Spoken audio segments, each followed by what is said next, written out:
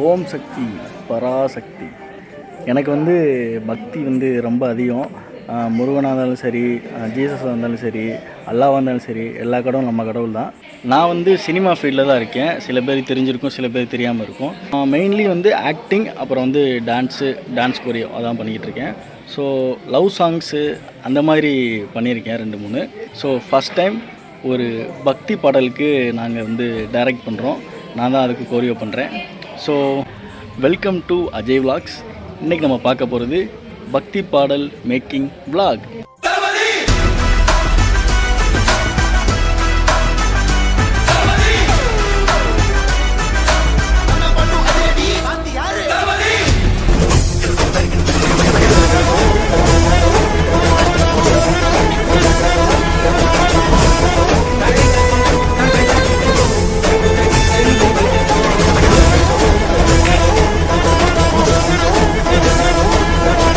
நாங்கள் என்ன பிளான் பண்ணோன்னா, நாங்கள் ஒரு ஈவினிங் 6:30 7 போல் ஸ்டார்ட் பண்ணுவோம். அப்போ தான் நைட் ஷூட் போகிறதுக்கு கரெக்டாக இருக்கும் அப்படின்னு பிளான் பண்ணோம். ஆனால் நாங்கள் ஆஃப்டர்நூனே வந்து எல்லாமே செட் பண்ணிட்டோம். ஆர்டிஸ்ட்டு, லைட்டிங் எல்லாமே செட் பண்ணிட்டோம். ஸோ இப்போ நாங்கள் ஸ்டார்ட் பண்ண போகிறோம்.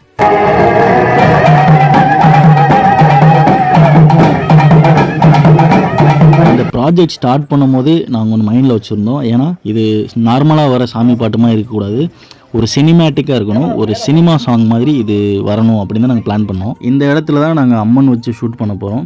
அங்கே சிலையாகவும் நாங்கள் வச்சுருக்கோம். அப்புறம் அம்மன் கெட்டப் போகிறவங்களும் இருக்காங்க.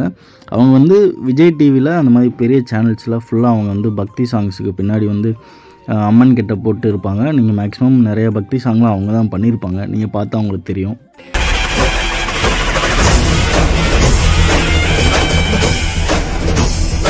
ஷூட் அப்படியே போயிட்டே இருந்துச்சு. அப்புறம் வந்த எல்லாருமே செம்ம டயர்ட் ஆகிட்டாங்க. ஸோ அவங்களுக்கு பிரேக் விட்டுட்டோம். அப்படியே அந்த கேப்பில் அப்படியே அம்மன் சிலையை வச்சு செட் பண்ணிக்கிட்டு இருந்தோம். இந்த அம்மன் சிலை பார்த்தோன்னே அவ்வளோ பவர்ஃபுல்லாக இருந்துச்சு.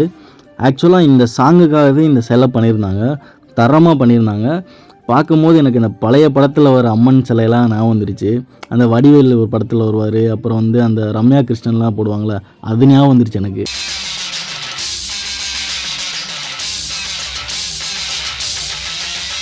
ரெஸ்ட் எடுத்த எல்லா பக்த கோடிகளும் கூப்பிட்டு வந்து உட்கார வச்சாச்சு. ஷூட்டிங்கில் பெரிய கஷ்டம் என்னென்னா, இந்த க்ரௌடை கரெக்டாக மேனேஜ் பண்ணி உட்கார வைக்கிறது தான். ஷூட் பண்ணுற எல்லாருக்குமே அது தெரியும். ஏன்னா சில பேர் தூங்கிடுவாங்க, சில பேர் எங்கிட்டாவது போயிடுவாங்க. ஸோ இதை மேனேஜ் பண்ணுறதே ரொம்ப கஷ்டம்.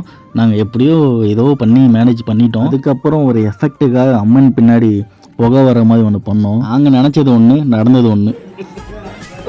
அப்புறம் ஸ்மோக் ஓவர் ஆயிடுச்சா?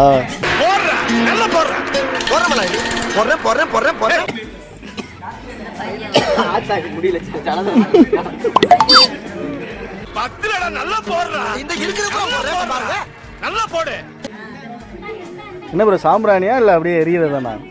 சாம்பிராணி தானா?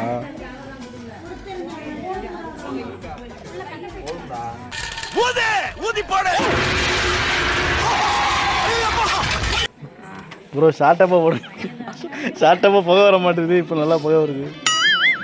பாருங்க எப்படி வரும்.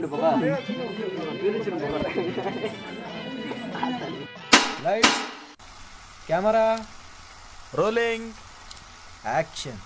ப்ரோ ஸ்மோக்குங்க ப்ரோ. புகை பிரிச்சிருந்தீங்க என்ன ப்ரோ ஊதிக்கிட்டு இருக்கீங்க? ஒரு செட்டியில் தான் வருதா?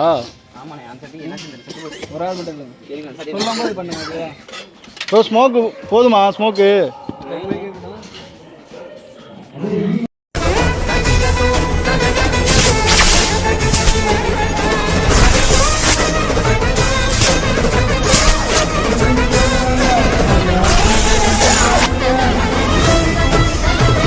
என்ன பார்த்தாலே உங்களுக்கு தெரியும், செம்ம டயர்டு. எல்லாருமே அப்படி தான். இந்த இடத்துல நாங்கள் எடுத்து முடிச்சிட்டோம். ஸோ அவங்களுக்கு ரொம்ப டயர்டாக இருக்குதுன்னு சொன்னாங்க. ஸோ டீ குடிக்க போயிருக்காங்க. ஸோ அதுக்குள்ளே நாங்கள் என்னென்ன விஷயம் அடுத்து எடுக்கலாம் அப்படின்னு பிளான் பண்ணிக்கிட்டு இருக்கோம். இவங்க எல்லோரும் தான் நம்மளோட டீம்மேட்ஸ். அடுத்து என்ன பண்ணலாம், என்ன பண்ண இருக்குது, என்ன பண்ண போகிறோம் அப்படின்லாம் பிளான் பண்ணிக்கிட்டு இருக்கோம்.